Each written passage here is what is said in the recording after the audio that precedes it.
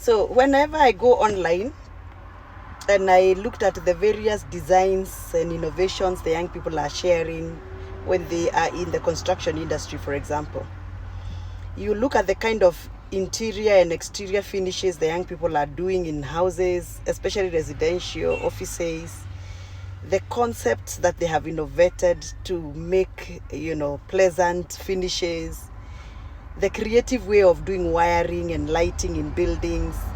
And I keep and wonder, so how do we tap those kind of special talents and new innovations with the young people?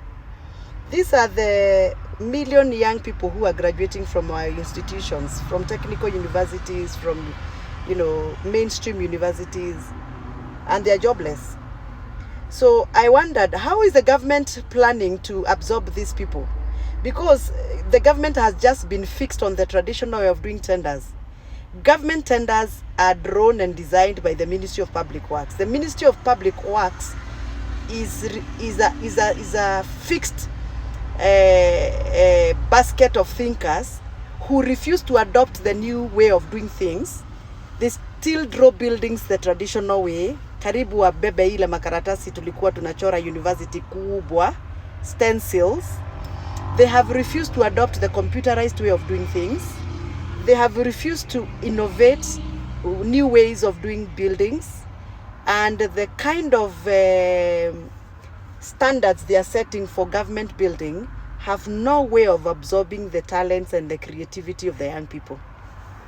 So we are living in a new era, but we are doing things in the old way. And therefore, the new era creativity and innovation of the young people is floating somewhere. No wonder they are idle and they are going into the streets.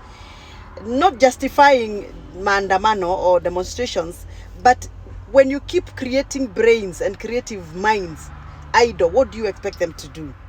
So I look at the way government is doing procurement. For example, we have this so-called affordable housing, and tunaambiwa affordable housing was meant to create jobs. Other than the boy who is pushing wheelbarrow and mixing kakoto na mawe, what window did we create specially for the young people in the affordable housing sector? Are we still doing the wallpapers, the Chinese wallpaper, assuming that the young people have no other ways of innovating how to finish those walls in a better way and keep them busy? Why are we still doing the normal painting we used to do when I was a 5-year-old girl in those houses in this day and era, when we're supposed to be engaging these young people to do the lighting in their new way of doing lighting, in the new way of finishing the walls, designs? Yani tumekataa tu hata roofing ya hizo affordable housing. Hebu angalia hiyo roofing. Yule kijana alitengeneza roof mzuri kule JKUAT na akapata award for roofing in the best, most creative way in the world. Tumemtumia wapi hiyo akili, tumeitumia wapi? So mimi nasema, we have just refused to absorb, to allow the young people to participate. Sasa tukitengeneza hizi government tenders, we still do it in the traditional way, design the traditional way through the public works. I'm not saying public works should not be involved, but let us be a bit creative. Let us absorb the new talents, the new way of doing things. Leo nimespend time yangu kutembea huku kwa watu wanauza cladding za nyumba. I was just trying to listen to them, the business ideas around the cladding of the houses, using mazeras, tiles, and the kind of innovation these young people have.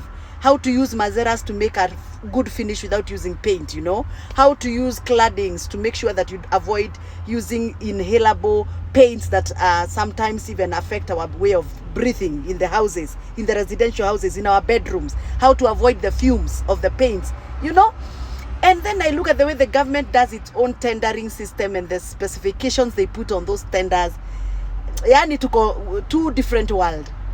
Yani lazima mukubaliane na mimi. It's time for a new way of thinking, a new way of doing things.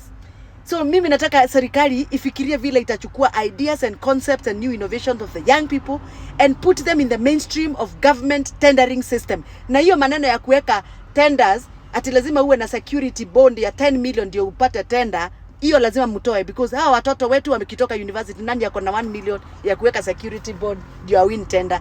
So imekuwa our boys and girls, brilliant as they are becoming slaves of the old generation. The generational gap is widening when it comes to money making in Kenya. Yes, wacha siku moja Mungu anijalie nikuwe president. Nyinyi hamtaamini.